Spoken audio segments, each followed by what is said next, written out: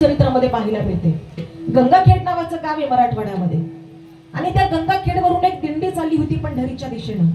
एका लहान लेकीनं ते पाहिली आणि त्या लेकरानं आपल्या वडिलांना सांगितलं, म्हणे बाबा मलाही जायचंय पांडुरंगाच्या दर्शनाला, बाबा काही करा पण मला तुम्ही वारीला घेऊन चला. जगामध्ये 3 हट्ट फार प्रसिद्ध आहे. एक राजहट्ट, स्त्री हट्ट आणि बाल हट्ट. हे 3 हट्ट मान्य करावेच लागतात. बापाने लेकीला सांगितलं, बापाचं लेकीवरती किती प्रेम असतं पुढे जाऊन सांगणार आहे मी तुम्हाला. दादा बापाने लेकीचं बोट पकडलं आणि पंढरीच्या दिशेने निघाले. दोघं बाप लेकी पंढरपुरामध्ये आले, मंदिरामध्ये गेले, विटेवरचा देव पाहिला आणि जसं त्या पांडुरंगाला पाहिलं त्या पोरीनं सांगितलं, बाबा मला नाही यायचं परत घरी, मी इथंच राहणार आहे पंढरपुरामध्ये. त्या बापाला सांगितलं, म्हणजे ताई लहान आहेस ग तू, आता इथं तुला सोडू शकत नाही, आता माझ्या बरोबर गावी चल, पुढच्या वर्षी परत आपण वारीला येऊयात, पुढच्या वर्षी परत तू पांडुरंगाला बघ. तिनं सांगितलं, नाही बाबा, अहो तो इतका सुंदर आहे, इतका सुंदर आहे की त्याच्यावरून नजरच हटत नाही हो.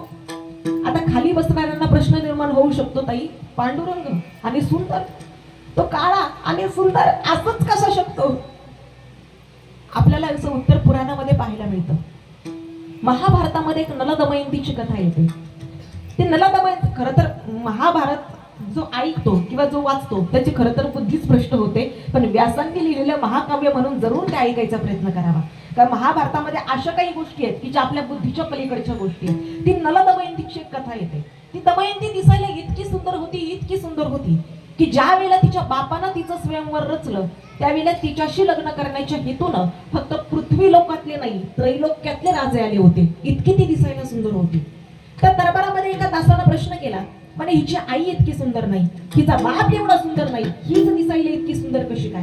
त्यावेळेला खरंच नावाच्या पंडितानं दिलेलं उत्तर आहे, ज्या वेळेला दमयंतीचा चेहरा ब्रह्मदेवानं बनवायला घेतला त्यावेळेला तिच्या चेहऱ्याकरता चंद्रावरची मूठभर माती वापरण्यात आली.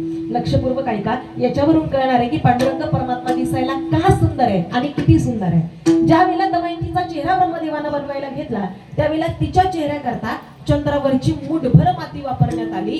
चंद्रावरची मूठभर माती जर त्रैलोक्याला वेड लावू शकते तर ज्याच्या कपाळावरती कोटी चंद्रांचा प्रकाश आहे तो माझा पांडुरंग दिसायला किती सुंदर असेल. तुझी निढळी कोटी चंद्र प्रकाश, याच्याकरता माझा देव दिसायला सुंदर आहे. त्या गंगाखेडच्या लहानग्या पोरीनं सांगितलं, बाबा खूप सुंदर आहे होतो, खूप गोड आहे आणि वारकऱ्यांना याचा अनुभव असेल. आज ज्या वेळेला आपण पंढरपुरामध्ये जातो, पंढरपुरामध्ये गेल्यानंतर ज्या वेळेला तुम्ही विटेवरच्या मालकाच्या समोर उभे राहता, जो खरा जो वारकरी आहे, जो निष्ठावंत वारकरी आहे, त्याला पांडुरंगाला पाहिल्यानंतर अंतःकरणामध्ये आपोआप प्रेम निर्माण होतं आणि डोळ्यातून अश्रुधारा व्हायला लागतात आणि ज्याच्या होत नाही तो खरा वारकरीच नाही. आजही पंढरपुरामध्ये गेल्यानंतर अनुभवून पहा तुम्ही. अहो नुसतं चंद्रभागेच्या वाळवंटामध्ये उभं राहिलं आणि वरती फक्त मंदिर दिसत नाही पण नुसती नजर जरी टाकली तरी अंतःकरणामध्ये प्रेम उत्पन्न झाल्याशिवाय राहत नाही. ही ताकद आहे दादा विटेवरच्या मालकाची. वारकऱ्याच्या अंतःकरणामध्ये ते प्रेम उत्पन्न होतं. त्या लेकीनं सांगितलं, बाबा नाही यायचं मला तुमच्या सोबत. लेकीचा हट्ट सुटेना. शेवटी बापानं लेकराचं पोट पकडलं आणि पंढरपुरामध्ये एका ज्ञानी माणसाच्या समोर आणून तिला उभं केलं आणि सांगितलं, आजपासून तुमची दासी म्हणून मी पंढरपुरामध्ये राहणार आहे आणि त्या धाडसी महिलेचं नाव आहे संत जनाबाई महाराज. आणि ज्यांच्या समोर आणून उभी केली ते पांडुरंगाचे निस्सीम भक्त संत नामदेव महाराज. नामदेव महाराजांच्या समोर आणून उभं केलं. त्या दिवसापासून पंढरपुरामध्ये राहायला लागल्या. पहाटे उठायचं, जात्यावरती दळण दळायचं आणि दळण दळत असताना पांडुरंगाला आळवायचं. जनाबाईंचं चरित्र तुम्ही सगळं वाचून पहा. जनाबाई महाराजांनी पांडुरंगाला मंदिरामध्ये जाऊन फक्त एकदा बघितलं, फक्त एकदा. परत त्या गाभाऱ्यामध्ये गेल्या नाही, मंदिराची पायरी चढल्या नाही, कारण पहाटेपासून रात्री झोपेपर्यंत काम पुरलेलं असायचं. पण जनाबाई महाराज वाचन इतकं नामस्मरण करायच्या, इतकी भक्ती करायच्या, जात्यावरती दळण दळत असताना पांडुरंगाला आळवायचं आणि आळवत असताना त्या पांडुरंगाला आवाज दिला की पांडुरंग परमात्मा जनाबाईच्या झोपडीमध्ये त्यांना दळून दळू लागण्याकरता यायचा. ये ग विठाबाई माझे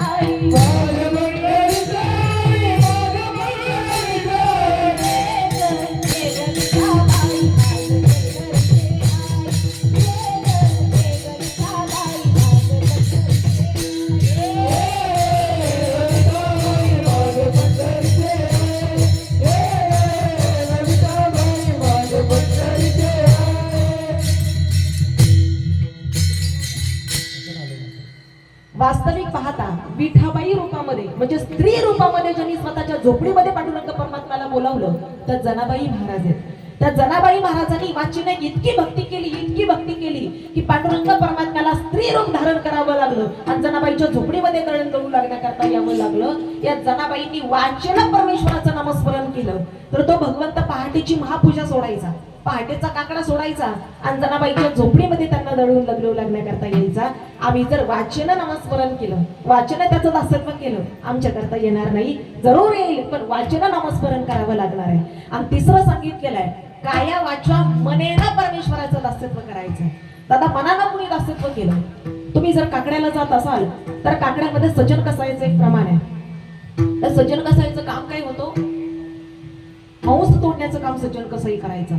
पण हाताने जरी मांस तोडायचं काम असलं तरी अंतकरणापासून मात्र पांडुरंग परमात्म्याचं नामस्मरण असायचं, अंतकरणामध्ये पांडुरंगाची भक्ती असायची. त्याचा परिणाम असा झाला आजही काकड्यामध्ये त्यांचं प्रमाण आम्हाला गावं लागतं, घ्यावं लागतं. कायेनं वाचन आणि मनानं दासत्व केल्यानंतर या साधू संतांवरती जर परमेश्वर कृपा करतो, तुमच्या आमच्यावरती करणार नाही. याच्याकरता कायेनं वाचन आणि मनानं त्याचं दासत्व करा. विठ्ठल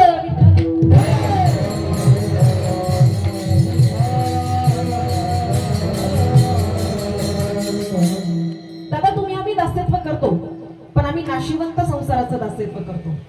ज्या संसारामध्ये आत्ताचे सुख तुम्हाला पाहायला मिळत आहे, काही क्षणानंतर ते सुख नाहीच होणार आहे, त्याच्यातमधून फक्त दुःखच मिळणार आहे. अशा नाशिवंत संसाराचं तुम्ही आम्ही दासत्व करतो. पण जगद्गुरु तुकोबाराय सांगतात अशा नाशिवंत संसाराचं दासत्व करण्यापेक्षा दासत्व अशाच करा की आमच्यातले काम क्रोधादी विकार नाहीसे होतील. अभंगाच्या प्रथम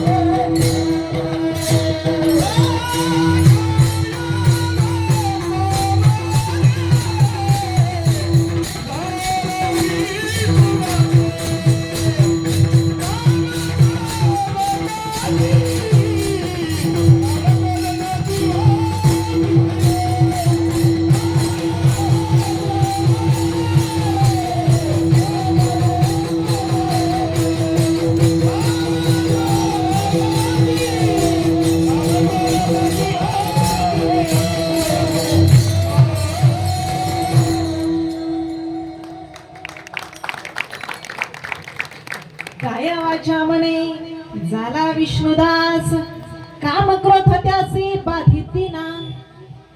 दादा काम आणि क्रोध असे विकार आहेत, नाही जाऊ देत आपल्याला परमार्थाकडे. इगो कमी करा आता.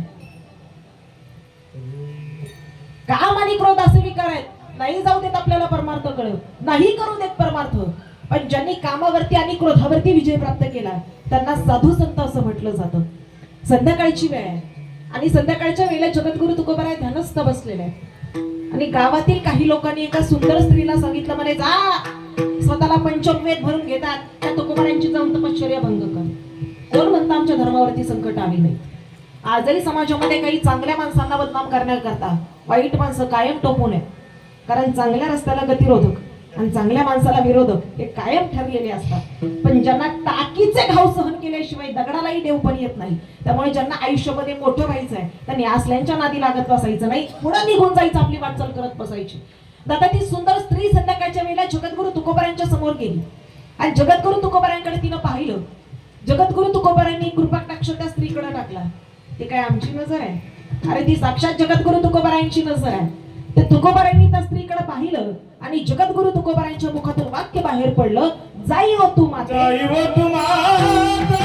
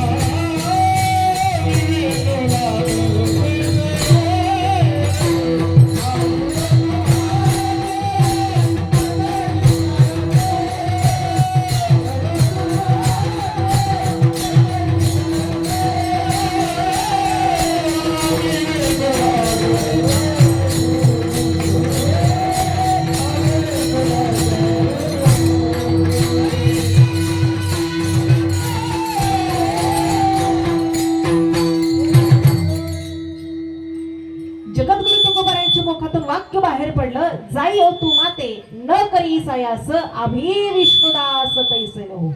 काय म्हणतात जगद्गुरु तुकोबाराय? समोर असणाऱ्या स्त्रीला माते म्हणून संबोधतायत, आई म्हणून संबोधतायत. दादा जगद्गुरु तुकोबारायांची तुम्ही आम्हाला शिकवण आहे. आमची पत्नी सोडून जितक्या स्त्रिया समाजामध्ये तुम्ही आम्हाला पाहायला मिळतील या प्रत्येक स्त्रीकडे आई म्हणून तुम्ही आम्हाला पाहता आलं पाहिजे, बहीण म्हणून तुम्ही आम्हाला पाहता आलं पाहिजे.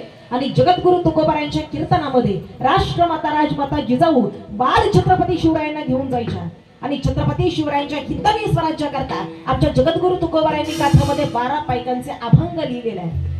जगद्गुरु तुकोबारायांच्या कीर्तनामध्ये छत्रपती शिवराय जाऊन बसायचे आणि म्हणूनच की काय रांझाच्या पाटलानं ज्या वेळेला एका महिलेची अब्रू लुटली, खबर राष्ट्रमाता राजमाता जिजाऊला कळाली. मासाहेब जिजाऊ सांगतात, राजे न्याय तुम्हाला करायचा आहे. 16 वर्षाचं वय आहे छत्रपती शिवरायांचं आणि छत्रपती शिवाजी महाराज आज्ञा करतात रांझाच्या पाटलाचा चौरंग करा आणि चौरंग करून चावडीवरती नेऊन मांडा. चावडीवरता एवढ्या करता नेऊन मांडायचं. येता जाताना ज्या वेळेला लोक पाहतील त्यावेळेला अंतकरणामध्ये धडकी भरायला पाहिजे, आमच्या हातून जर असं काही कृत्य घडलं तर आमची अवस्था रांझाच्या पाटलासारखी होणार आहे. परंतु उभ्या शिवचरित्रामध्ये कधी एखाद्या महिलेवरती अत्याचार झालेला तुम्हाला आम्हाला पाहायला मिळत नाही. दादा एक स्त्री शक्ती किती महत्वाची आहे. हे आम्हाला जगद्गुरु तुकोबाराय सांगून जातात. माता मौल्यांनो, ही स्त्री शक्ती जीवनामध्ये फार महत्वाची आहे. कारण पुरुष वर्ग लक्षपूर्वक ऐका, हात जरी यांचे असतील, हातातल्या बांगड्या मात्र तुमच्या नावाच्या असतात. पाय तिचे आहेत, पायातलं पैंजण आणि जोडवी मात्र तुमच्या नावाची आहे. गळा तिचा आहे, गळ्यातलं मंगळसूत्र मात्र तुमच्या नावाचं आहे. हे कपाळ तिचं आहे, कपाळवरचं कुंकू मात्र तुमच्या नावाचं आहे. 9 महिने तिने यातना सहन करायच्या. लेकराला 9 महिने 9 दिवसापर्यंत पोटामध्ये वाढवायचं, आनंद यातना सहन करून लेकरांना जन्माला घालायचं. पण मूल जन्माला आल्यानंतर नाव मात्र बापाचं दिलं जातं. याच्याकरता प्रत्येक स्त्रीच्या ऋणामध्ये तुम्हा आम्हाला राहता यायला हवं.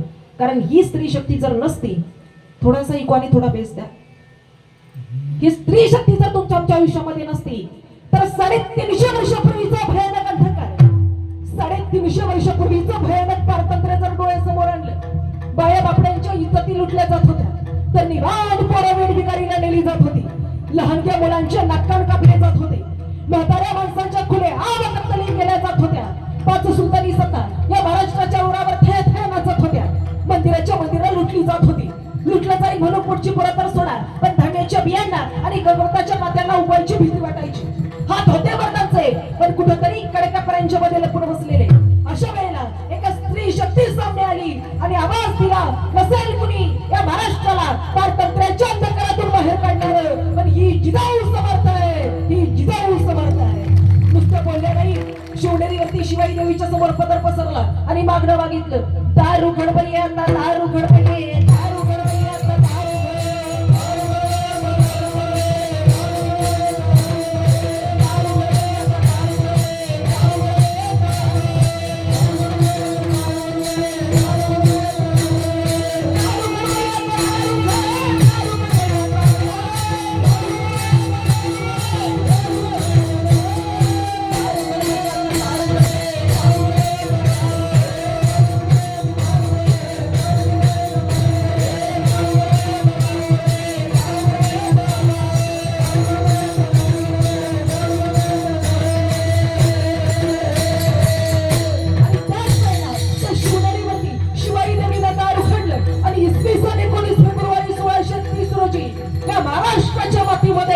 छत्रपती शिवरायांचा जन्म झाला आणि रयत म्हणू लागले, किसी के पेट में से पाप पैदा होता था, तो किसी के पेट में से सांप पैदा होता था, मगर जिजाऊ ऐसी माँ थी और जिसके पेट में से बापों का बाप शिवबा पैदा हुआ था, शिवबा पैदा हुआ था. काही परिवर्तन केलं या बापाच्या बापाने.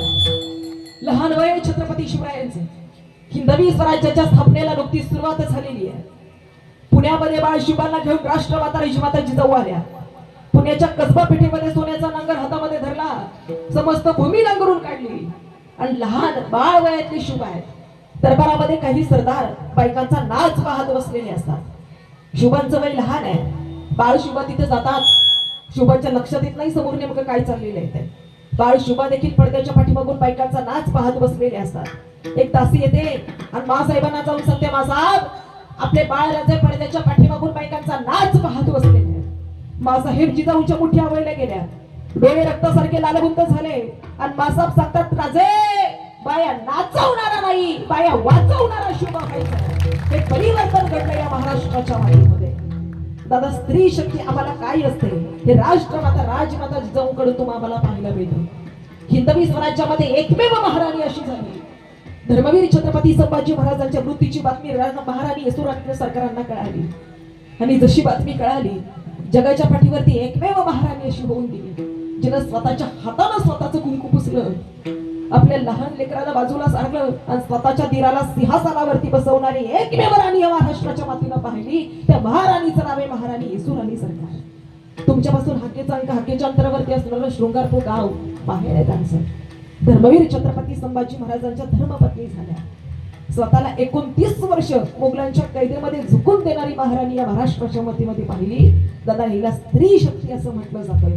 उगाच जगद्गुरु तुकोबाराय सांगत नाही, जाई हो तू माते न करी सायास आम्ही विष्णुदास करीसे नमो. त्या स्त्री शक्तीचे अनंत उपकार आहेत. याच्याकरता जगद्गुरु तुकोबाराय तिला माता म्हणून संबोधतायत, आई म्हणून खऱ्या अर्थानं संबोधतायत.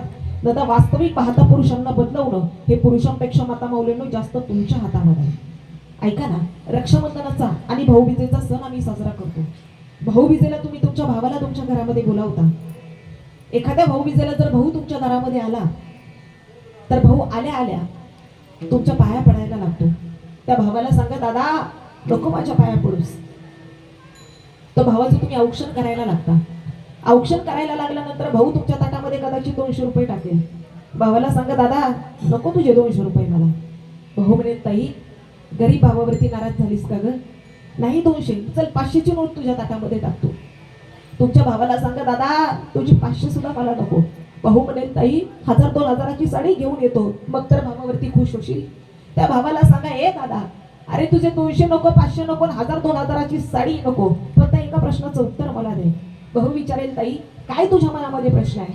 त्या भावाला विचारा, अरे जर माझ्याकडे गावातल्या एखाद्या पोरानं वाकड्या नजरेनं पाहिलं तर काय करशील? तुमचा भाऊ सांगेल, ए ताई अगं तुझ्याकडे जर कुणी वाकड्या नजरेनं पाहत असेल ना तर तुझा हा भाऊ त्याचे डोळे काढून ठेवीन. अगं समजतोस काय तू? त्या भावाला सांगा, दादा माझ्याकडे जर कुणी वाकड्या नजरेनं पाहिलं तर त्याची डोळे काढायची हिंमत ठेवतोस. आज भाऊबीजेच्या दिवशी फक्त एकच वचन मला दे, तुला तुझी बायको सोडून जितक्या स्त्रिया समाजामध्ये पाहायला मिळतात त्या प्रत्येक स्त्रीकडे आई म्हणून बघ, बहीण म्हणून बघ, तरच तुला ओवाळते ओवाळतेच नाही. या दृष्टांताचा उत्तरार्थ तुमच्या आमच्या सर्वसामान्य परमार्थातल्या लोकांच्या करता अत्यंत महत्वाचा आहे. ज्या वेळेला आम्ही वारकरी संप्रदायामध्ये येतो, अंगावरती पांढरी कपडे घालतो, गळ्यामध्ये पवित्र तुळशीची माळ घालतो, कपाळावरती मुक्याचा गोपीचंदनाचा टेळा लावतो. हे लावल्यानंतर वारकरी संप्रदायाची तत्व पाळावीच लागतात. आणि जर नाही पाळली तर याचं पातक माझ्या जगद्गुरु तुकोबारायांना आणि मौलिक ज्ञानोबारायांना जातं. याच्याकरता वारकरी संप्रदायात आल्यानंतर एका कीर्तनकारानं दुसऱ्या कीर्तनकाराचा अपमान करायचा नाही, एका गायकानं दुसऱ्या गायकाचा अपमान करायचा नाही, एका वादकानं दुसऱ्या वादकाचा अपमान करायचा नाही. नवे नवे आपण एका भगवंताची लेकरं आहोत, त्यामुळे कुणीच एकमेकांचा अपमान न करता एखाद्यामध्ये जर एखादा कमी गुण असेल तर त्याला घेऊन दादा पुढे जायचं. तुमच्याकडे कसं आहे मला माहित नाही, पण आमच्या इकडे एखादं लहान लेकरू जर भजनामध्ये बसलं आणि त्याचा जर ताल चुकत असेल तर आमच्याकडची मोठाली मंडळी सांगतात, पुढच्या भजनाला तू इथं दिसलं नाही पाहिजे, दिसलंच तर टाळाने तुझं डोकं फोडीन. ऐकलेली वाक्य इकडे समोर समोर ऐकलेली आहे. अरे तुम्ही केल्याच्या नंतर तुमच्या पाठीमागे सगळे त्यांनाच सांभाळायचं आहे. आज जर आपण त्यांना सांभाळून घेतलं तर उद्याची पिढी घडणार आहे. हे खाली बसलेली सगळी वयस्कर झालेली माणसं आहेत, तुम्ही यांना प्रोत्साहन दिलं म्हणून इतकी सुंदर पावली खेळतात. तुम्ही जर दिलं नसतं तर काय यांनी खेळलं असतं दादा? आज तुम्ही यांचा कौतुक करताय, याच्याकरता ही उत्तम पद्धतीने पावली खेळतात. दादा अशी माणसं वारकरी संप्रदायामध्ये अत्यंत गरजेची आहेत. साधकांनी प्रश्न केला, म्हणे तुकोबाराया आम्ही कामावरती क्रोधावरती विजय मिळवला, आम्ही भगवंतावरती आता काय असं करायला पाहिजे की त्या परमेश्वराची कृपा तुमच्या आमच्यावरती होईल? त्यावेळेला जगद्गुरु तुकोबारायांनी सांगितलं, आता तुम्ही कायेनं वाचन आणि मनानं तसंच अस्तित्व केलं, तुम्ही कामावरती क्रोधावरती विजय मिळवायचा प्रयत्न केला, आता तुम्हाला एक करावं लागणार आहे, त्याच्यावरती विश्वास ठेवावा लागेल. अभंगाच्या विश्वास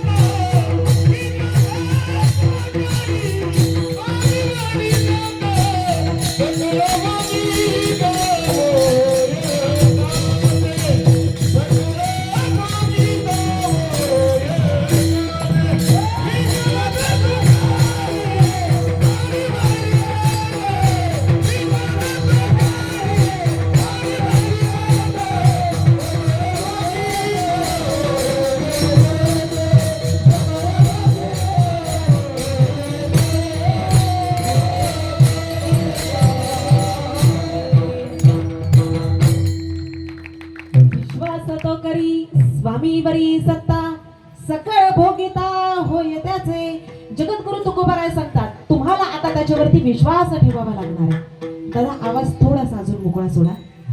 दादा भगवंतावरती विश्वास ठेवल्यानंतर काय नेमके बदल घडून येतात? एक गोड दृष्टांत आहे. जगद्गुरु तुकोबारायांची परीक्षा घेण्याकरता वैकुंठाहून आई साहेब रुक्मिणी माता आल्या. कारण भगवंताच्या मुखातून ऐकलं होतं, या मृत्यू लोकामध्ये माझं दास्यत्व करणारा, माझी भक्ती करणारा एकच आहे, देहू गावामध्ये तुकोबा नावाचा. रुक्मिणी आई साहेब म्हणतात, देवा तुम्ही सांगता त्याच्यावरती काही माझा विश्वास नाही, कारण देव चतुर चतुरा तो शिरोमणी गुण लावण्याची खाली. तुम्ही सांगता ते म्हणे मला पटत नाही, मी परीक्षा घेईन. तुकोबाराय सांगतात, रुक्मिणी खऱ्या हरिभक्ताची परीक्षा घेऊ नको, अगं हरशील, पश्चाताप होईल तुला. ऐकलं नाही दादा रुक्मिणी आई साहेबांनी. म्हातारीचा वेश धारण केला आणि देहू गावामध्ये आल्या. देहूत आल्यानंतर विचारायला लागल्या, महाराजांचं घर कुठे आहे? बरं त्यावेळेला कुणी महाराज म्हणत नव्हतं. आता जर आपल्याला कुणी तसं बोललं, आपली तळपायाची आग मस्तकात जाते. त्यावेळेला लोक तुक असं म्हणायची, काही लोक तर येडा तुके असं म्हणायची. लोकांनी सांगितलं महाराज वगैरे कुणी नाही, पण एक तुके आहे. आई साहेब म्हणतात, हो त्यालाच भेटायचंय मला. जा पुढे चौकात, तिथं आहे मोठा वाडा त्याचा. आई साहेब तुकाराम महाराजांच्या वाड्या पुढे गेल्या. आवाज दिला, तुकाराम महाराज आहेत का घरामध्ये? महाराजांच्या गळ्यात वेला होता, हातामध्ये चिपळ्या होत्या. आवाज ऐकला, बाहेर आले. बाहेर आल्याबरोबर आई साहेबांना नमस्कार केला आणि विचारला, आई साहेब कोण हवंय तुम्हाला? मला तुकाराम महाराज हवे. महाराज वगैरे कुणी नाही, या देहाला तुके असं म्हणतात, लोक तर वेडा तुके असं म्हणतात. काय काम आहे तुमचं माझ्याकडं? त्या आई साहेबांनी सांगितलं, महाराज अहो मोठी ख्याती ऐकली तुमची वैकुंठापर्यंत. आई साहेब का मस्करी करता? अहो गाव करते ती काही थोडी झाली. तुम्ही माझी ख्याती ऐकली वैकुंठापर्यंत. नव्हती का हो ख्याती? अरे साक्षात वैकुंठापर्यंत ख्याती होती. आई साहेब म्हणतात, नाही नाही, कोणा येड्या गबाळ्याच्या तोंडून नाही, मोठ्या प्रतिष्ठित माणसाच्या मुखातून मी तुमची ख्याती ऐकली. जगद्गुरु तुकोबाराय सांगतात, आई साहेब नका करू मस्करी, का माझ्याकडे तुमचं येणं झालं?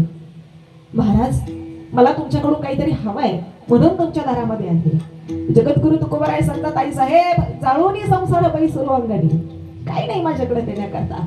अहो 65 लाखाची जहागिरी दान करून टाकली, बैलगाड्या भरून कर्ज खताच्या वाया होत्या, सगळ्या इंद्रायणीच्या डोहामध्ये बुडवून टाकल्या.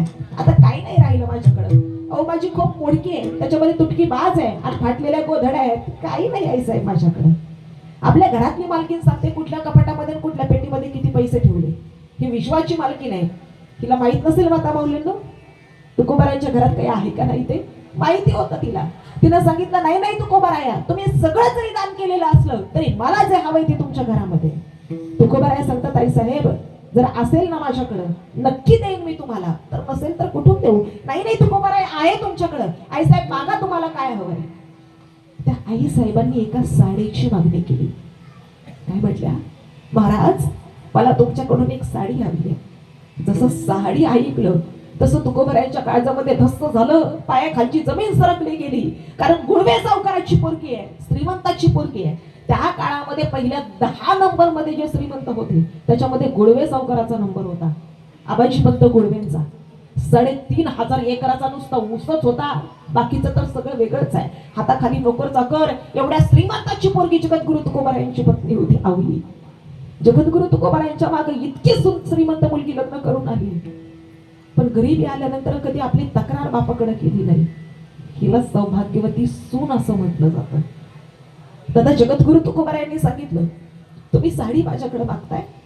काळजात दस्त झालं, पायाखालची जमीन सरकली गेली, पण ते तुकोबाराय होते, ती काही तुमच्या आमच्यासारखी माणसं आहेत. तुकोबारायांनी सांगितलं, आई साहेब देईन मी तुम्हाला, पण 2-4 दिवसांनी तुम्ही याल. 2-4 दिवसांनी याल तर मी देईन तुम्हाला साडी. 2-4 दिवसानंतरचा कालावधी दिला, कारण जिजाबाईला आवलेला एकच साडी होती. ओल्या पडदेला आंघोळ करायची, पुन्हा ती साडी पिळायची, पुन्हा ती साडी वल्लीवरती वाळायला टाकायची आणि ती साडी सुकली की परत तीच साडी अंगावरती घालायची. जगद्गुरु तुकोबारायांनी 2-4 दिवसानंतरचा कालावधी दिला. 2-4 दिवस निघून गेले. आई साहेब परत त्या सांगितलेल्या दिवशी मला सकाळी तुकोबारायांच्या दारासमोर आल्या. आवाज दिला, त्यांना वाटलं महाराज कुठेतरी निघून गेले असतील. महाराज घरातच होते. आवाज दिल्याबरोबर महाराज बाहेर आले आणि महाराजांनी सांगितलं, आई साहेब देणार आहे मी तुम्हाला, पण तुम्हाला माझ्याकरता एक 15-20 मिनिटं थांबावं लागणार आहे. इकडे तुकोबाराय वाट पाहायला लागले, माझी आवली कधी आंघोळी करता जाते. इकडे जिजाबाई आंघोळी करता जातात, न्हाणीमध्ये बसून ओल्या पडद्याला आंघोळ करतात. ती साडी काढतात, पिळतात आणि वल्लीवरती सुकायला टाकतात. आणि साडी सुकायची वाट बघत तशीच खाली गुडघ्यात मान घालून राणीमध्ये बसून राहतात. इकडं तुकोबाराय चोर पावल्यानं लटक्या पावल्यानं राणीच्या जवळ जातात. वल्लीवरची हळूच साडी ओढतात, साडीची घडी मारतात आणि जगाच्या मालकिनीच्या हातामध्ये साडी देण्याकरता बाहेर येतात. साडी देण्याकरता जगद्गुरु तुकोबारायांनी असा हात पुढं केला आणि साडी घेण्याकरता विश्वाची मालकीन हात पुढं करते तर विश्वाच्या मालकिनीच्या सुद्धा डोळ्यामध्ये पाणी आलं. अरे धन्य तुकोबा समर्थ, तुझ्यानी केला हा पुरुष. साडी घेतली, आईसाहेब निघून गेल्या. तुकोबारायांनी गळ्यात विना, हातामध्ये चिपळ्या घेतल्या आणि भजनाकरता भंडारा डोंगर गाठला. इकडे जिजाबाई आवली वाट बघते, माझी साडी सुकली असेल. साडी घेण्याकरता असा वल्लीकडे हात करतात, कुठेच साडी हाताला लागत नाही. इकडे तिकडे पाहतात, कुठंच साडी दिसत नाही. आता माऊलींना विचार करा, काय त्या माऊलीच्या अंतःकरणाची अवस्था झाली असेल. कशा वाटे उठल्या, कारण खिडकं कवाडा सगळं बंद करून घेतलं आणि त्या लहानीमध्ये बसून मोठ्याने आवाज दिला, म्हणे काय आई ठ्या, अरे किती रे माझ्या संसाराचं वाटोळं करशील, अरे किती माझ्या नवऱ्याला नादाला लावशील, अरे एक साडी बायकोची ती देताना सुद्धा माझ्या नवऱ्यानं मागे पुढे पाहू नये. तो आवाज माझ्या विटेवरच्या मालकानं ऐकला. दादा स्त्री रूप धारण केलं, साड्यांचं काठोडं घेतलं आणि जगद्गुरु तुकोबारायांच्या दारात पांडुरंग आला. दरवाजावरती थाप टाकली, आवाज दिला, आई साहेब दार उघडा, महाराजांनी साड्या पाठवल्यात, असे भक्ताच्या घरी कामे न सांगता करी, साधा वया भक्ती काज नाही लाज. इतका अपार विश्वास जगद्गुरु तुकोबारायांचा महाराज विश्वास होता की साड्यांचं काठोडं घेऊन पांडुरंग परमात्मा स्वतः जगद्गुरु तुकोबारायांच्या दारामध्ये आला. याला म्हणतात विश्वास तो करी स्वामीवरी सत्ता, सकळ भोगिता होय त्याचे. असाच विश्वास आपणही त्याच्यावरती ठेवूया आणि एकदा गोड परंपरेचं भजन करू. भजन करत असताना हाताने टाळी आणि मुखानं नामस्मरण. मी नेहमी याचं कारण तुम्हाला सांगते, आज बरेच नवीन श्रोते पुन्हा याचं कारण सांगून जाते. ज्या वेळेला तुम्ही आम्ही कीर्तनामध्ये टाळी वाजवतो त्यावेळेला हातावरती पापाच्या आणि पुण्याच्या रेषा असतात. कीर्तनामध्ये मनापासून टाळी वाजवणाऱ्यांच्या हातावरच्या पापाच्या रेषा त्या पुसट होतात आणि पुण्याच्या रेषा ठळक गोष्ट असतात. याच्याकरता अंतकरणापासून मनापासून टाळी वाजवा. विठोबा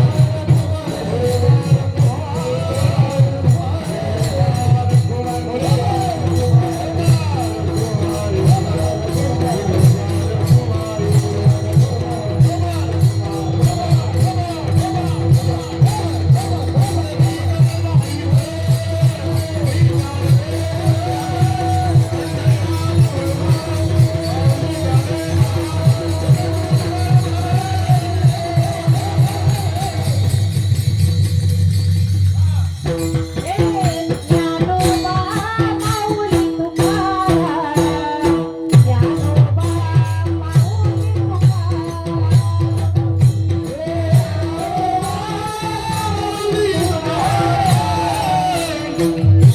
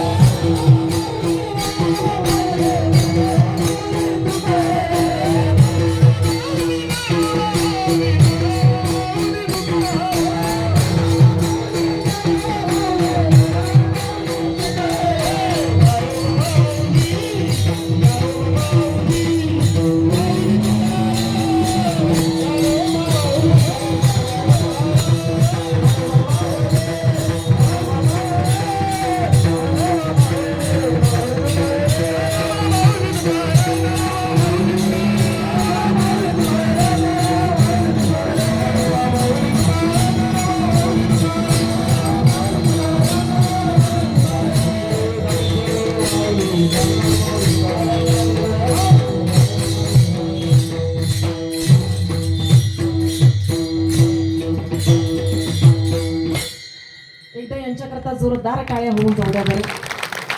2 सेकंदाच्या भजनानं आपल्याला देहभान विसरायला लावलं. ही ताकद ज्ञानोबा माऊलींच्या नामाची आहे, ही ताकद परमेश्वराच्या नामचिंतनाची आहे. दादा वास्तविक पाहता तुम्ही, आम्ही पाहतो जगद्गुरु तुकोबारायांनी सांगितलं तुम्हाला विश्वास ठेवावा लागणार आहे. आणि एकदा का विश्वास ठेवला की विश्वास ठेवल्यानंतर जगद्गुरु तुकोबारायांच्या दारामध्ये जर विश्वाचा मालक साड्यांचं गाठोडं घेऊन उभा राहत असेल तर तुम्ही आम्ही विश्वास ठेवल्यानंतर आमच्यावरती कृपा करणार नाही. म्हणून विश्वास तो करी स्वामीवरी सत्ता सकळ भोगिता होय त्याचे. जगद्गुरु तुकोबाराय सांगतात तुम्हा आम्हाला विश्वास ठेवावा लागणार आहे. विश्वास ठेवल्याच्या नंतर जसं जगद्गुरु तुकोबारायांच्या दारामध्ये आले, नामदेवरायांचा बाबा होऊन गेले, तुकोबारायांच्या पत्नीचा विटाळ धुवायचं निष्काम माझ्या पांडुरंग परमात्म्यानं केलं. जर साधू संतांच्या करता एवढं करतात, तुमच्या आमच्या करता निश्चित करणार आहे, पण त्याच्यावरता विश्वास ठेवावा लागेल. साधकांनी पुन्हा प्रश्न केला, म्हणे तुकोबाराया आता आम्ही भगवंतावरती विश्वास ठेवला, कायेनं वाचेनं मनानं त्याचं दास्तित्व केलं, आम्ही कामावरती क्रोधावरती विजय सुद्धा प्राप्त केला, अहो आता तरी आम्हाला त्याची प्राप्ती होईल का? आता तुकोबारायांनी सांगितलं एकच काम करावं लागणार आहे, तुम्हाला चित्त निर्मळ करावं लागणार आहे. तुका म्हणे चित्त करावे निर्मळ येवोनी गोपाळ राहे तेथे. दादा चित्त एवढ्या करता निर्मळ करायचं आहे. आपलं शरीर जर खराब झालं तर आपण शरीराला साबण लावून स्वच्छ करू शकतो, पण अंतकरण जर तुमचं आमचं खराब झालं तर त्याला परमेश्वराच्या नामचिंतनाशिवाय दुसरा पर्याय नाही. आणि जोपर्यंत अंतकरण साफ करत नाही तोपर्यंत विश्वाचा मालक आपल्या जवळ येत नाही.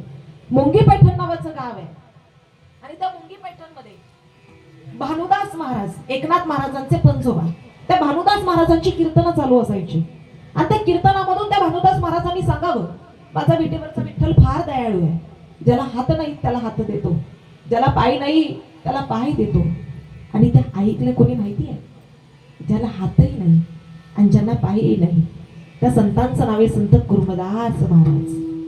बघा कुर्मदास महाराजांचा ज्या वेळेला पूर्वार्ध आपण पाहायला जातो, आता वेळेअभावी मला तितकं सांगायला वेळ नाही, पण भानुदास महाराजांचं त्या कुर्मदासांच्या घरामध्ये फार पूर्वीपासून येणं जाणं असायचं. आणि एकदा भानुदास महाराज येणार आणि त्यावेळेला कुर्मदास महाराज लेकरू असताना मरण पावलेले. आणि भानुदास महाराजांसारखे संत घरी यायचे, आई बापानं टोपली खाली डालून ठेवलं.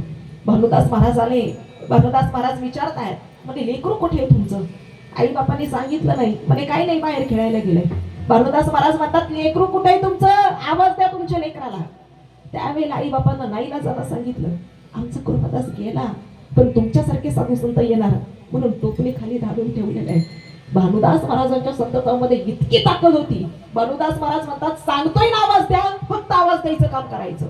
जसं कुर्मदासा म्हणून आवाज दिला, टोपली खाली मेलेलं डाललेलं लेकरू उठून उभं राहिलं आणि तडतड रांगत रांगत दादा लोटांगण घेत तिथपर्यंत आलं. ही साधू संतांची खऱ्या अर्थानं ताकद आहे. दादा त्या कुर्मदास महाराज हातही नाही आणि पायही नाही. भानुदास महाराजांनी सांगावं माझा विठ्ठलचा विठ्ठल फार दयाळू आहे, हात नाही त्याला हात देतो, पाय नाही त्याला पाय देतो. त्या कुर्मदास महाराजांनी भानुदास महाराजांची प्रेरणा घेतली आणि निघाले कुठं? पंढरपूरला. जायचंय कुठून? मुंगी पैठणहून. बरं त्यावेळेला का आता सारखे समृद्धी महामार्ग होते? आता सारखे काही डांबरी सिमेंट कॉन्क्रीटचे रस्ते होते? नाही. पाऊलवाट होती, काट्याकुट्याचे रस्ते होते, ऊन वारा पाऊस सगळं झेलायचंय. चालवं तर पाय नाही आणि रांगावं तर हात नाही. जायचं कसं? हा देह गोळा गोळा करायचा, पलटी टाकायचा, गोळा गोळा करायचा, पलटी टाकायचा. अंगाला काटे टोचायचे आणि रक्ताची चिळकांडी बाहेर पडायची. एखादा खडा रोतायचा, अनंत यातना शरीराला व्हायच्या. वाटलं कोणाला मुखामध्ये घास घालावं तर कोणीतरी यायचं आणि मुखामध्ये घास घालायचं. वाटलं कोणाला पाणी पाजावं, कोणीतरी यायचं आणि पाणी पाजायचं. नाही कुणी आलं तसंच दिवसभर उपाशी आणि ताणलेलं राहायचं. दादा एका क्षणाला कुर्मदास महाराजांना असं वाटलं, आज जर माझी माय असती, आज जर माझा बाप असता, कसं का होईना त्याने उचलून मला पंढरीपर्यंत नेलं असतं. आज ही वेळ माझ्यावरती आली नसती. सुधीर भाऊंची एक फरमाईश होती मला. सुधीर भाऊंनी असं सांगितलं होतं, ताई कीर्तनामध्ये कमीत कमी 15-20 मिनिटं तरी आई बाप आणि शिवचरित्र याच्याकरता द्या, कारण आज खऱ्या अर्थानं ती काळाची गरज आहे. तुमच्याकडे वातावरण कसं आहे मला माहीत नाही, पण आमच्या पुण्यामध्ये जर तुम्ही आलात तर वृद्धाश्रमाच्या बाहेर पाट्या लावलेल्या आहेत की आता वृद्धाश्रमामध्ये प्रवेश सुरू झालेला आहे. जर कोणाला आईबापाला सोडायचं असेल तर तुम्ही इथं आणून प्रवेश घेऊ शकता. आजही तुम्ही वाकडच्या परिसरामध्ये आलात, सकाळी येताना ह्या पाट्या पाहिल्या, असं नाही कोणाचं ऐकून सांगते. येताना आम्ही पुण्यातून आलो, येताना वाकडच्या परिसरामध्ये ह्या पाट्या तुम्हाला पाहायला मिळतात. जर कधी तुमचं आळंदीला येणं झालं तर येता जाताना तुम्हाला या पाट्या पाहायला मिळतील. आज करत जाते समाजामध्ये त्याची. गुरुदास महाराज विचार करतात, आज माझी माय असती, आज माझा बाप असता, तर माझ्यावरती ही वेळ आली नसती. गुरुदास महाराजांना आई बापाचं महत्व कळालं. दादा, आपल्या आयुष्यामध्ये आई इतकी महत्वाची आहे. माता मौल्यांना साधा प्रश्न आहे माझा, तुम्ही तुमच्या लेकरांच्या लाथा खाता पण तरी पोरांना आशीर्वादच देता ना? काही माता मौल्या म्हणतील, काय बोलताय ताई, आम्ही नाही आमच्या लेकरांच्या लाथा खाल्ल्या. तुम्ही काय सांगता? जगाच्या पाठीवरती एकही आई अशी नाहीये जिने आपल्या पोरांच्या लाथा खाल्ल्या नाही. बाळ जन्माला आल्यानंतर नाही, बाळ ज्यावेळेला आईच्या गर्भात असतं साधारणतः 7व्या 8व्या 9व्या महिन्यामध्ये तर बाळाला लाथा मारतं. मग लाथ मारल्यानंतर आईनं म्हणायला पाहिजे ना, एक आरट्या हात मध्ये बसून लाथा मारतो काय, बाहेर आहे बघते तुझ्याकडे. ते काय म्हणते माहिती, लाथ मारते म्हणजे खेळते बरं, लाथ मारते म्हणजे सुखाते बरं. लाथा खाऊन सुद्धा सुखी होणारं कोणतं व्यक्तिमत्व असेल तर फक्त आणि फक्त आई नावाचं व्यक्तिमत्व आहे. आम्ही आमच्या पोराला ज्या वेळेला कीर्तनाला घेऊन जातो, गाडीमध्ये त्या अख्ख्या प्रवासामध्ये लाथांनी आम्हाला तडवीत असतं, पण कधी आपल्या मुखातून त्याच्याकरता शाप नाही बाहेर पडत. आपण काय म्हणतो, अरे आपल्या पोटचा गोळा आहे, लाथा मारल्याने असा काय फरक पडणार आहे, तिला आई असं म्हटलं जातं. माता माऊल्यांनो, बाहेरच्या सणाचा आनंद तुम्हाला कुठवर आहे? आता उन्हाळ्यामध्ये गावगावच्या यात्रा असतात, दिवाळीचा सण येतो वर्षाचा. एखाद्या माऊलीला जर विचारलं, तुम्ही गेला होता दिवाळी सणाला माहेराला? ती माऊली सांगते, हो बाई गेलो होतो दिवाळी सणाला माहेराला. एखाद्या म्हाताऱ्या आजीला जर विचारलं, आजी दिवाळीच्या सणाला गेला होता माहेराला? आजी सांगते, ताई नाही गेलो माहेराला. का नाही गेलात आजी? अगं माहेरात आई नाही राहिली, माहेरात बाप नाही राहिला, कुणा करता जावं माहेरामध्ये? अहो तुमचा भाऊ आहे, भाऊजाई आहे, त्यांच्या करता जायचं ना. ताई 80 वर्षाची म्हातारी आहे आणि 40-45 वर्षाची लेक आहे. 80 वर्षाची म्हातारी 40 वर्षाच्या लेकीला निरोप धाडते, ताई दिवाळी सणाला ये ग, शिमग्याच्या सणाला ये ग. ते 40-45 वर्षाची लेक एसटीनं प्रवास करत करत माहेरच्या अंगणात येते. माहेरच्या अंगणामध्ये एखादं भावाचं पोरग खेळत असतं, जसं हिला गेलेलं पाहतं ते पोरग पळत पळत घरात जातं आणि कोपऱ्यात बसलेल्या आजीला जाऊन सांगतं, आजी आत्या आली ग, आत्या आली ग. म्हटल्यानंतर ज्या म्हातारीच्या डोळ्याला चष्मा आहे, जिच्या चेहऱ्यावरती सुरकुत्या पडलेल्या आहेत, जिच्या हातात काठी आलेली आहे, जिच्या पायात अवसान राहिलं नाही, ती तटकन उठून उभी राहते, बाहेर येते, लेकीच्या तोंडावरून हात फिरवते आणि विचारते, ताई आल्या सरशी 2 दिवस राहा ग, माझ्या हाताने तुला गोडाधोडाचं करून खायला घालते, माझ्या हाताने तुला आंघोळ घालते. आणि ज्या दिवशी लेक परत तिच्या सासरी जायला निघते त्या दिवशी भले तिच्या घरात काही नसू दे, ती विकत काढून होईना, दुसऱ्याच्या शेतात काढून होईना, पण त्याचं टाच लेकीची पिशवी भरून देत असते. माता माऊलींना माहेरामध्ये जवळ आई जिवंत आहे, पिशवी कधीच रिकामी माघारी जायची नाही. पण ज्या दिवशी माहेरातून आई निघून जाईल त्या दिवशी मात्र पिशवी रिकामी केल्याशिवाय राहायची नाही. ही आई असण्याची तुमच्या आमच्या आयुष्यातली लक्षणं आहेत. याच्याकरता आहे तोपर्यंत मिठी मारून घ्या, कारण समाजामध्ये अशी 20-25-30 वर्षांची पोरं आम्ही पाहिली गड्या. आई गेल्यानंतर आणि बाप गेल्यानंतर समाजातली थोडी मोठाली मंडळी सांगतात, पोरा आईच्या बापाच्या खांद्यावरती शेवटचा तांब्या घाल, परत नाही संधी तुझ्या वाट्याला यायची. ती पोरं सांगतात, ताई नका ना सांगू, तितकं धाडसच नाही आमच्यामध्ये. का नाही? अहो आमच्या करता आमच्या माई बापानं स्वतःची पाठकाळी करून घेतली, त्याची काळी पडलेली पाठ पाहायचं धाडस नाही आमच्यामध्ये आता शेवटच्या क्षणाला. थोडी मोठाली मंडळी सांगतात, बाळ संपलं तुझ्या आईचं बापाचं आयुष्य, घे रे शेवटच्या चरणाचं दर्शन, घे त्यांचा शेवटचा चेहरा बघून. पोरांनी सांगावं, आमच्या करता त्यांनी त्यांच्या तळपायाला भेगा पाडून घेतल्या, आमच्या चेहऱ्यावरचं तेज अबाधित राहावं याच्याकरता त्यांनी स्वतःच्या चेहऱ्यावरती सुरकुत्या पाडून घेतल्या. त्यांचे भेगा पडलेले पाय आणि सुरकुत्या पडलेला चेहरा पाहायचं धाडस नाही आमच्यामध्ये. आहे तोपर्यंत मिठी मारून घ्या रे, गेल्याच्या नंतर काय मिठी मारतात? दादा आई बाप अख्ख्या गावाला ओरडून सांगत असतात, आपलं पोरग आहे ना परदेशात आहे बरं, आपलं पोरग महिन्याला लाख रुपये पगार घेत आहे, हे आपलं पोरग आहे ना फार मोठा उद्योजक झालेला आहे. तसा गावातला एखादा माणूस पुढे येतो आणि म्हणतो, काय अख्ख्या गावाला बोंबलून सांगताय तुमचं पोरग एवढं मोठं आहे, करा बरं पोराला फोन आणि पोराला म्हणावं ये गावाकडे आई बापाला तुला मिठी मारायची. ते आई बाप काय सांगतात माहितीये? हो तुम्हाला काय वाटलं आमच्या लेकरांनी येऊन आम्हाला मिठी मारावी याच्याकरता आम्ही गावाला ओरडून सांगतो? नाही, आमच्या लेकरांनी एवढं मोठं आमचं नाव केलं, आम्हाला दुसरं आयुष्यात पाहिजे तरी काय, आमचं लेकरं सुखरूप आहे, आमचं नाव मोठं केलं बास, याच्या पलीकडे आम्हाला दुसरी कशाची अपेक्षा नाहीये. आपल्या अडाणी अशिक्षित आई बाप जर साधी अपेक्षा आपल्याकडून करतायत तर आमचं कर्तव्य आहे घरामध्ये शेवटच्या श्वासापर्यंत व्यवस्थितपणे आम्ही त्यांना सांभाळावं. आणि आपण काही त्याच्यावरती उपकार नाही करत. त्यांनी केलेल्या उपकाराची परत फेडच करतो. जोपर्यंत आपल्याला कळत नाही तोपर्यंत आपले आईबाप व्यवस्थितपणे आपल्याला सांभाळतात. पण आईबापाची चूक कुठं होते माहिती आहे? आपले आईबाप नको त्या वयामध्ये पोरांच्या हातामध्ये मोबाईल देतात, नको त्या वयामध्ये पोरांच्या हातामध्ये गाड्या देतात. आमची पोरं ज्या वेळेला त्या बाईकवरती बसतात त्यांना असं वाटतं गाडीवरती बसल्यानंतर आणि स्पीडनं गाडी पळवायला लागल्यानंतर आम्ही फार डॅशिंग दिसतो, आम्ही फार हँडसम दिसतो. तुम्ही हँडसम आणि डॅशिंग नाही, तुम्ही अतिशय मूर्ख दिसता. त्याचं कारण आहे, आमच्या आईनं 9 महिने 9 दिवसापर्यंत आम्हाला उदरामध्ये वाढवलं, अनंत यातना सहन करून तुम्हाला आम्हाला जन्माला घातलं. तर हाताच्या फोडासारखं आमच्या आई बाबांना आम्हाला जपलं, आम्हाला ज्या ज्या गोष्टी पाहिजे त्या त्या गोष्टी दिल्या. त्यांनी स्वतः अनवाणी कपट पायाने चालले, पण आम्हाला कधी बिना चप्पलचं बिना बोटाचं घराबाहेर नाही पडू दिलं. स्वतः अंगावरती दंड मारलेली साडी आमच्या आईनं घातली. बापाने फाटके कपडे घातले, पण आम्हाला कधी फाटक्या कपड्याविषयी घराबाहेर पडू दिलं नाही. त्यांनी स्वतःच्या पोटाला चिमटा काढला, आम्हाला कधी अर्धपटी झोपू दिलं नाही. त्या आई बापाच्या समोर ज्या वेळेला तुम्ही एका सेकंदात होत्याचं नव्हतं होऊन येता, गाडीवरती ज्या वेळेला आमचे अपघात होतात. आता सकाळी आम्ही 10:30 वाजता घर सोडलंय, आम्हाला येण्याकरता 6:30 वाजले. वाटेमध्ये बाबा कमीत कमी आम्हाला 35 ते 40 ऍक्सिडेंट झालेले पाहायला मिळाले. आणि तामिनी घाटामध्ये याचं प्रमाण फार जास्त होतं. आता बॅचलर लोकांची संख्या उन्हाळ्याच्या दिवसामध्ये कोकणामध्ये येण्याची जास्त आहे. बीचवरती फिरायला पोरं येतात. साताऱ्याची घटना आम्हाला सर्वांना माहिती, 8 ते 9 जण पोरं मृत्युमुखी पडली. आता ज्याच्या आई बापाला एकुलता एक लेकरू आहे, काय करावं त्या आई बापानं? गाडीमध्ये बसल्यानंतर मित्रमंडळी सांगतात, अरे पळव की गाडी. यानं नाही पळवली तर पोरं म्हणतात तुझ्यात काही दम नाही बुवा. पोरांनी नावं ठेवू नये, हे गाडी पळवतं. याला माहिती आपल्याला गाडी 80च्या स्पीडला कव्हर होतीये, पण पोरांनी सांगितल्यानंतर हे 100च्या पुढे गाडी न्यायला सुरुवात करतं. एखादा युटर्न येतो आणि समोरून एखादी गाडी येते, जाऊन एक गाड्या एकमेकांना ठोकतात आणि एका सेकंदात होत्याचं नव्हतं होऊन जातं. आमच्या आई बापाच्या समोर आपण नको त्या अवस्थेमध्ये जातो आणि त्यावेळेला त्यांच्या अंतःकरणाला काय यातना होतात हे समजण्याकरता त्या आई बापाच्या भूमिकेमध्ये जावं लागतं. याच्याकरता आपल्याला इतरांनी नावं ठेवली तरी चालतील, पण घराबाहेर पडल्याच्या नंतर आमच्या घरी आमची वाट पाहणारी आमची तरुण पत्नी आहे, आमच्या घरामध्ये वाट पाहणारी आमची लहान लहान लेकरं आहेत, आणि याहीपेक्षा महत्वाचं घरामध्ये वाट पाहणारे आमच्या आई बाप आहेत, ज्यांच्या म्हातारपणीची आम्ही काठी आहोत. हा विचार करून त्या पोरांनी घराबाहेर पडावं.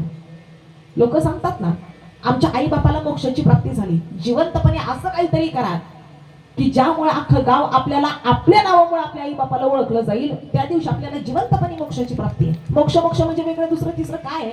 असं काहीतरी कर्तृत्व करावं.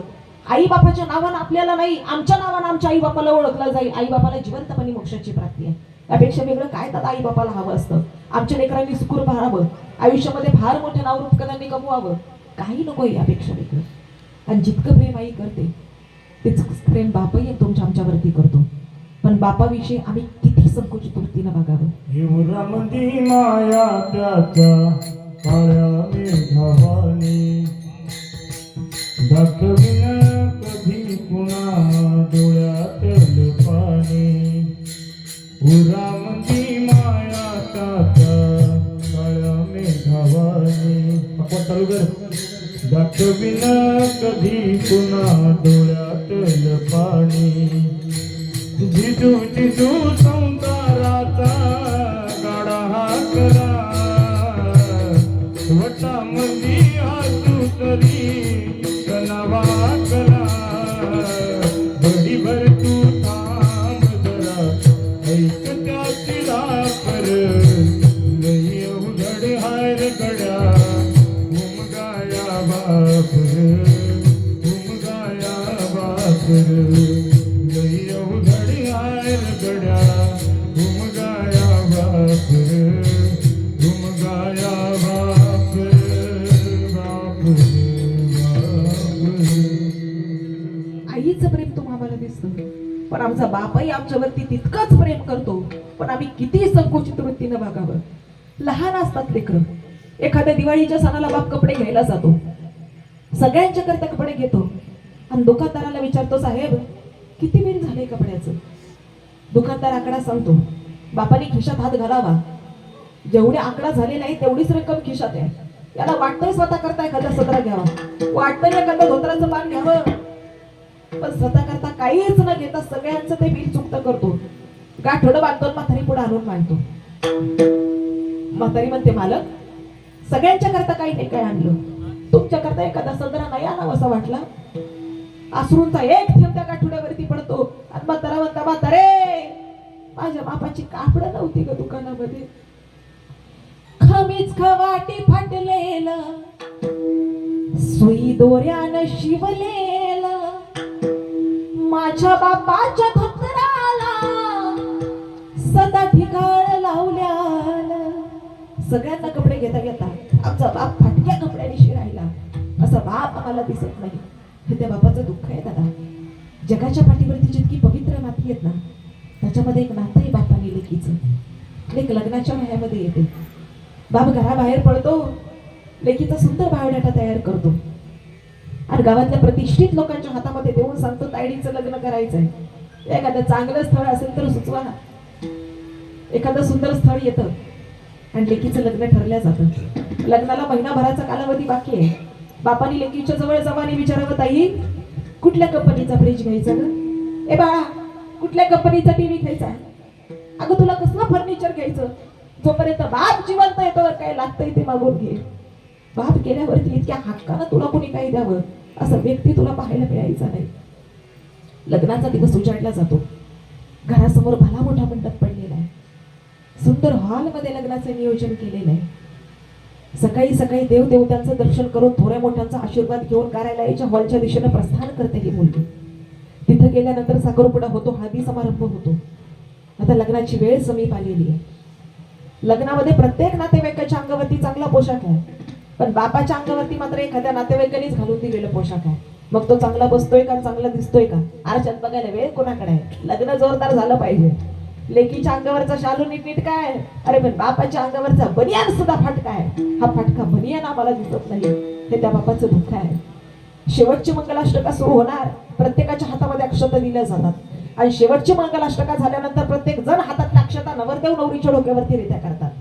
बापाच्याही हातात अक्षता आहेत, पण तो नवरदेव नवरीच्या डोक्यावर टाकत नाही. आशाच मुठीत दाबून धरतो. का माहिती आहे? त्याला वाटतं एकदा काय अक्षता माझ्या लेकीच्या डोक्यावरती पडल्या का ती माझी लेक राहायची नाही, ती परक्याची सून होणार आहे. झाली होती परक्याची, पण बापाचं अंतःकरण मान्य करत नाही. हातातल्या अक्षता बाप अशाच मुठीत दाबून धरतो आणि जिथून लोक बाहेर पडत असतात त्या कार्यालयाच्या गेटवरती बाप येतो आणि येणाऱ्या जाणाऱ्या प्रत्येकाला हात जोडून सांगत असतो, काही चुकलं असेल तर माफ करा बरं, काही चूक झाली असेल तर पदरात घ्या बरं. न झालेल्या चुकीची सुद्धा हात जोडून जोडून माफी मागणारा असतो तो तुमचा आमचा बाप असतो. बाहेरचा उंबरठा ओलांडून लेक सासरी जाणार आहे. सासरी जात असताना आईला विचारते, आई सगळ्यांना भेटले ग, बाबा नाही दिसले मला. आई पाठीमागं बोट करते. कार्यालयाच्या खांबाला गुडघ्यात मान खाली घालून बसलाय एक व्यक्ती तिच्या नजरेस पडतो. क्षणार्धात नवरीचा तोरा उतरला जातो. पळत सुटते आणि धाडकन जाऊन आपल्या बापाला मिठी मारते. 4-4 जण मिठी सोडवायला येतात, पण मिठी सुटल्या जात नाही आणि एखाद्या धरणाचे दरवाजे उघडले जावे तसे खळखळ खळखळ गंगा जमुनांचे अश्रूचे पाठ त्यांच्या सुरू होतात.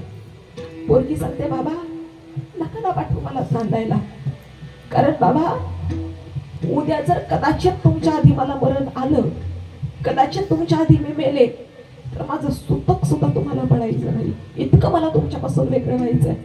बाप सांगतो, ताई या हाताने कन्यादान केलंय, जर नाही गेलीस तर माझ्या इज्जतीचा प्रश्न आहे, जावं लागणार आहे. ती लेक नांदायला सासरी निघून जाते. जात असताना आई बापाला सगळ्यांच्या भेटीगाठी घेते. बाहेरचा उंबरठा ओलांडलेला आहे, गाडीत जाऊन बसलेली आहे. जोपर्यंत गाडी दिसते तोपर्यंत बाप गाडीला हात करत राहतो. एकदा का गाडी दिसेनाशी झाली की पटकन बापाने तिथून निघावं, घरी यावं आणि लहानपणी तिला आणून दिलेली भातुकलीची खेळणी असतील, लहानपणीचा तिचा फ्रॉक असेल, त्या फ्रॉकला बिलगुन बिलगुन रडणारा असतो तो बाप असतो. असा बाप आम्हाला दिसत नाही. हे त्या बापाचं दुःख आहे. अंतिम क्षण सांगते, बाप जर शेवटच्या क्षणाला हॉस्पिटलमध्ये असेल ना, तर डॉक्टर साहेब सांगतात पोरांना, बाबांचं काही खरं नाही बरं, कुणाला भेटवायचं असेल तर भेटवून घ्या. पोरं बाबांच्या जवळ जातात, विचारतात, बाबा भेटायचंय तुम्हाला कोणाला? बाप सांगतो, अरे कोणी नाही आलं तरी चालेल रे, माझ्या ताईडीला एकदा बोलावून घे ना, माझ्या लेकीला एकदा डोळे भरून बघितलं, शेवटचा श्वास घ्यायला मी मोकळा झालो. जसा लेकीला निरोप जातो, रडतच येते होती हॉस्पिटलमध्ये. पण बाप जसा लांबून आपल्या लेकीला पाहतो, त्या बापाला सांगावं, तायडे रडतेस कशा करता ग? अगं मी जरी मेलो ना तरी माझा खूप आशीर्वाद कायम तुझ्या पाठीशी असणार आहे. आपल्या लेकरांच्या डोक्यावरती हात ठेवून शेवटचा श्वास घेणारा असतो तो बाप असतो. असा बाप आम्हाला दिसत नाही. त्या बापाचं दुःख आहे. बाप म्हणजे फणसासारखा आहे, माणसाच्या अंगी काटे पण हात अमृताचे साठे. बाहेरून कितीही काटेरी कवच असलं, आतमध्ये मात्र गोड रसाळ गर भरलेली असतात. बाप म्हणजे पारिजातकाच्या फुलासारखा आहे. पारिजातकाचं फुल ज्या वेळेला झाडावरून खाली ओघळतं, फुलाचा आवाज होत नाही. आवाज होत नाही म्हणजे यातनाच होत नाही, तशातला भाग अजिबात नाही. असा बाप तुम्हाला कळायला हवा.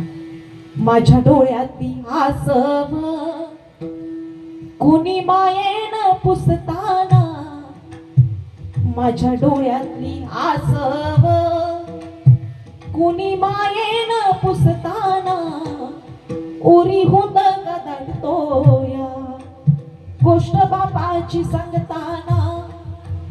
त्याच्या फटक्या सदऱ्याला किती ठिकाण लावल्याली, उभ्या आयुष्याला त्यानं अशी कातर लावल्याली. मला कसस होत या कुणी बाबा म्हणताना, उरी हुंद गदडतोया गोष्ट बापाची सांगताना. त्याच्या आयुष्यात बाप नाही, त्याला जाऊन विचारा दादा बापाची किंमत काय असते ते.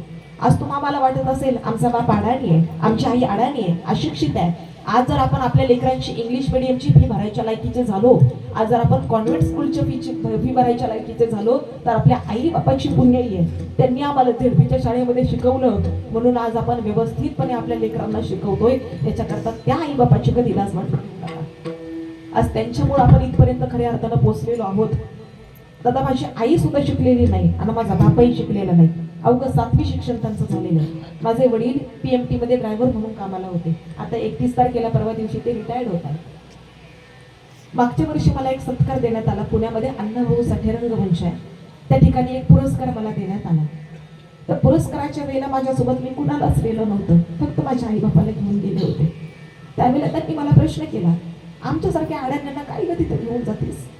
अरे पण आड्यांनी आपल्याला शिकवलं म्हणून तर आपण इथपर्यंत पोहोचलो ना. त्यांनी शिकवलं नसतं, त्यांनी जर आपल्यावरती उपकार केले नसते, काय आपण नावा रूपाला येतोय. अडाणी असले म्हणून कधी लाज वाटू देऊ नका दादा, कारण आपल्याकरता त्यांनी खस्ता खाल्लेला आहे. त्याच्याकरता विनंती फक्त एवढीच आहे, आपल्या आई बापाला वृद्धाश्रमामध्ये टाकू नका. आणि आई बापाला सुद्धा विनंती आहे, राजा दशरथाचा एक केस पांढरा झाला, त्यांनी राज्य पोरांच्या हवाली करून टाकलं. आमचं पांढरं झालेलं आम्ही डाई करून करून काळं करतो, आम्हाला गुंठाभर जमीन काही सोडाविषयी वाटत नाही. सगळेजण दुःखी झाले होते. तुम्हाला हसवण्याचा एक छोटासा प्रयत्न आहे, पण ही गोष्ट आम्हाला मान्य करावी लागणार आहे. राजा दशरथाचा एक केस पांढरा झाला, त्याने अख्खे राज्य पोरांच्या हवाली करून टाकलं. आमचं पांढरं झालेलं आम्ही डाय करू करू काळं करतो.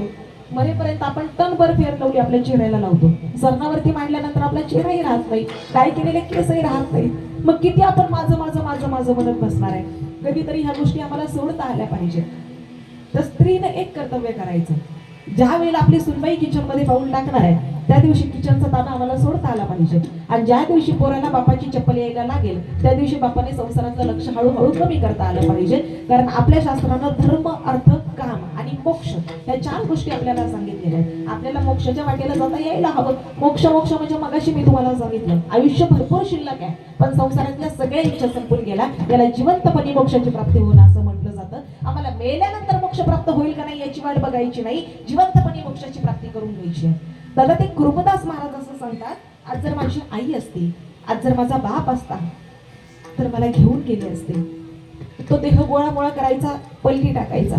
बघता बघता लहुळीच्या स्टेशन पर्यंत आले आणि आता शरीर पुढे रेटाच देईना.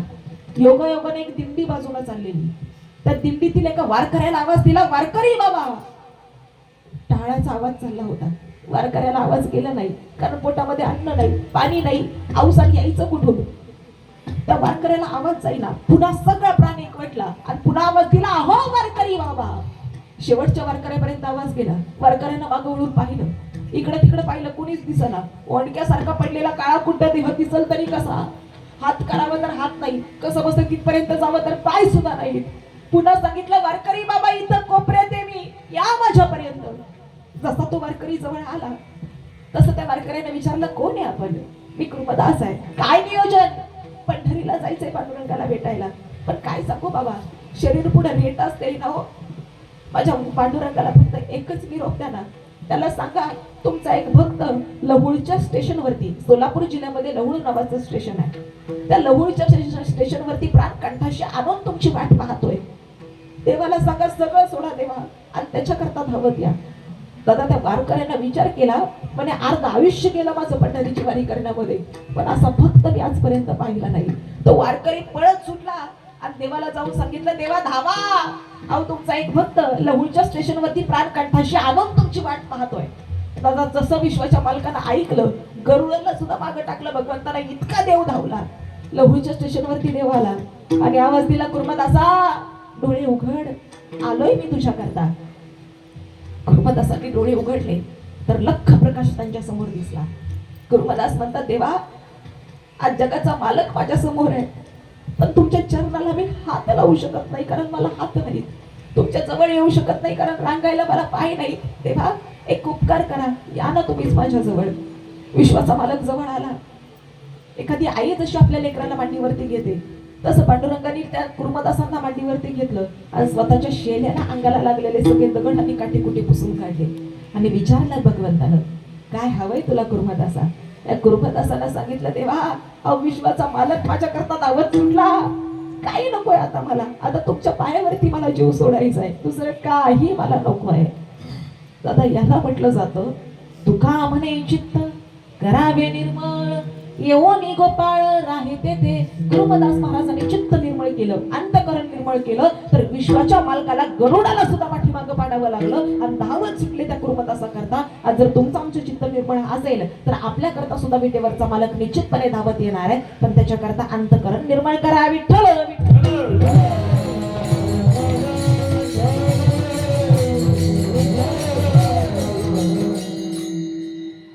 अल्पमती प्रमाणाभंग सोडवायचा प्रयत्न केलेला आहे, पण सुधीर भाऊंची अशी इच्छा होती की थोडंसं तरी ताई तुम्ही शिवचरित्र घ्यावं. आपल्याकडे वेळ अतिशय कमी आहे, पण अतिशय 2 मिनिटांमध्ये मी फक्त तुम्हाला एक मावळा सांगून जाते, लक्षपूर्वक ऐका. लाल महालाच्या सत्रेवरती मासाहेब जिजाऊ उभ्या होत्या आणि लाल महालाच्या खिडकीतून एका किल्ल्याकडे पाहत होत्या. चिंताग्रस्त अवस्थेमध्ये होत्या, काळजीमध्ये होत्या. सकाळ झाली, राजे शिवछत्रपती आंघोळ आटपून आई भवानीचं दर्शन घेऊन राजांना मुजरा करण्याकरता आले. मुजरा केला राजांनी, पण आऊसाहेबांचं लक्ष नाही.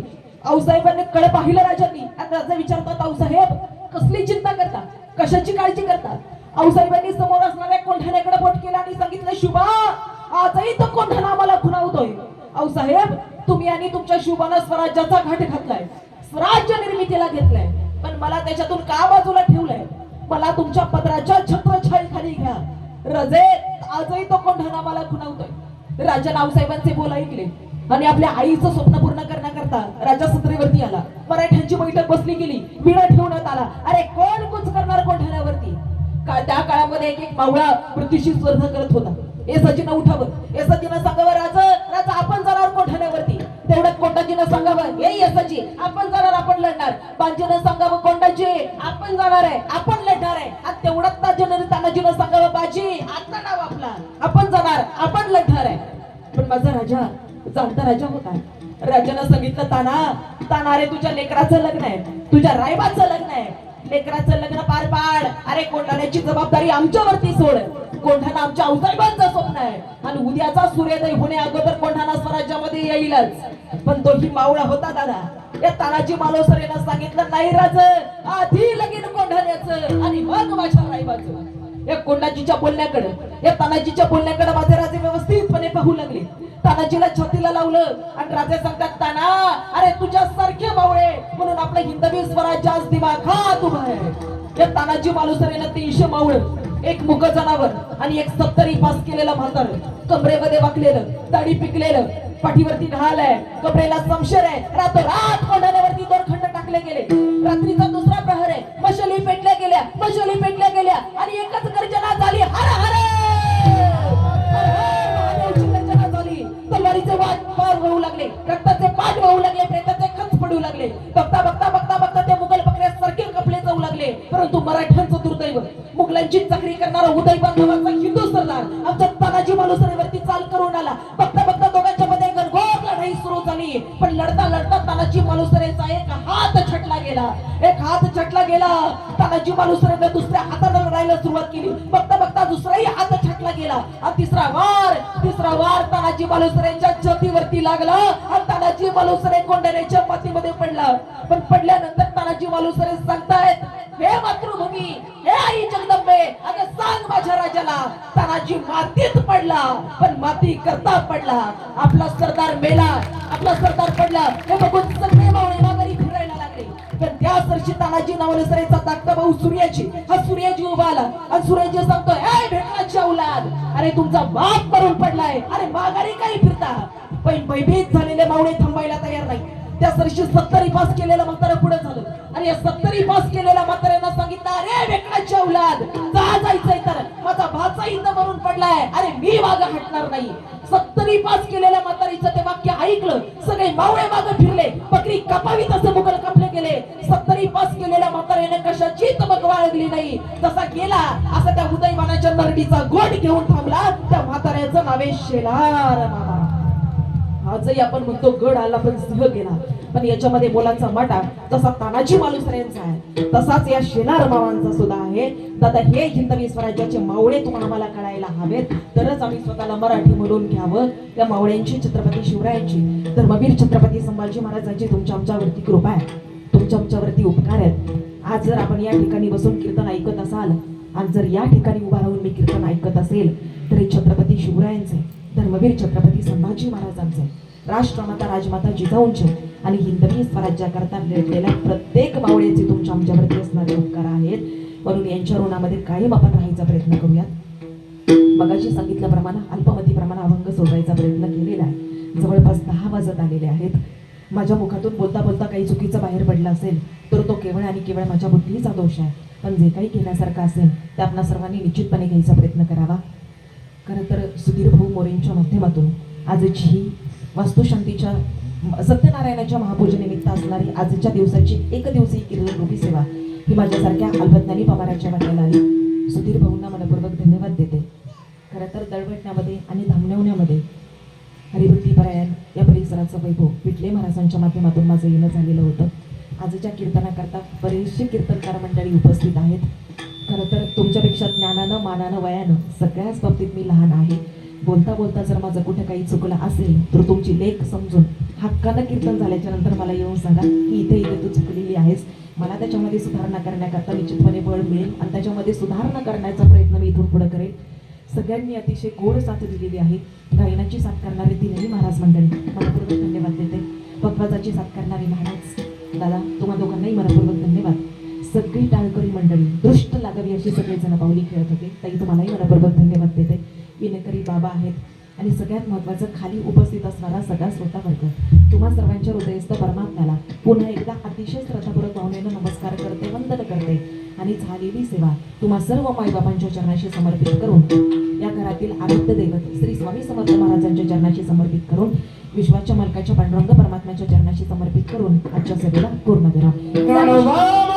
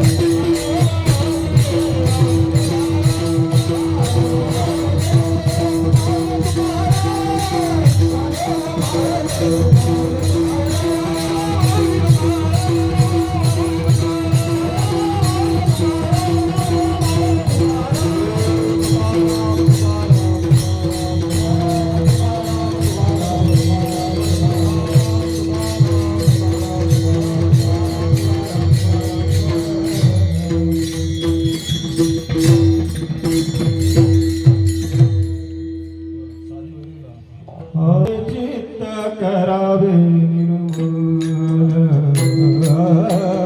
तुका म्हणे चित्त करावे निर्मळ तुका म्हणे चित्त करावे निर्मळ तुका म्हणे चित्त करावे